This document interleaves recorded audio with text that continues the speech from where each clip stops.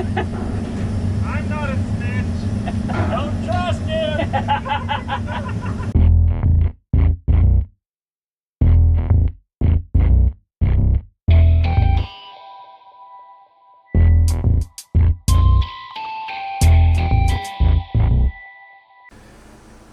Alright, well here we are unloading a truckload of this 12-inch welded steel pipe. It's called 3.75 wall pipe. I don't know if they have a schedule number, like you've heard of Schedule 40 or Schedule 80. I'm not sure if this has that number, but I know that this is 0.375 of an inch thick and 12-inch diameter.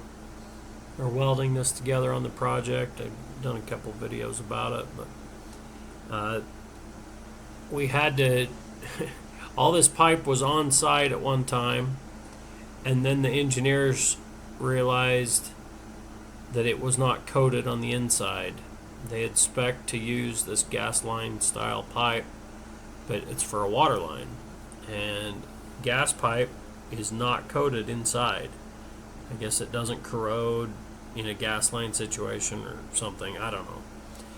But in a water situation, it must be coated. So all this pipe was on site. They had to, once they realized their mistake, we had to pick it all up off the job, ship it back to California. They coated the inside and then shipped it back to us. So that's why we are unloading this pipe again. We're stacking it up here on the edge of the road because in this area it's too tight to get a truck up in where we need. So we'll end up relocating it after we rebuild the road. But yeah, unloading this pipe was quite interesting. You know, you're swinging it really close to the cab. It's so long, and those straps on this jib we got, they stretch. You know, they're well rated, overrated for what we're doing. They look pretty small, but we actually checked all the math and everything. Each pipe is only 2,200 pounds of weight, and those straps in that configuration were capable of, I want to say it was 12,000, maybe it was 10, can't remember now. But they actually stretch when you start picking. Because of the angle of the straps, there is more stress on them. It's not a direct, each strap is only picking half the pipe. The angles come into play because you're so flat, or not vertical, I guess. So anyway, we're still within spec, so that jig is making it easy to move these. You try and fork these pipe, and it's doable, but in rough terrain, forking them and moving them around, it gets pretty cumbersome.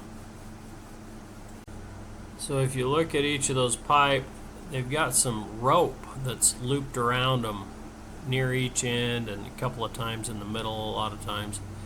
Those are to keep the coating from contacting between pipes. So each pipe, if they didn't have that rope on it to create just a little gap, you would end up with dust or road grit getting between those, and as they bounce down the road, it would rub and you'd get a line in the coating, and it could potentially cause a hole in the coating and cause corrosion issues later.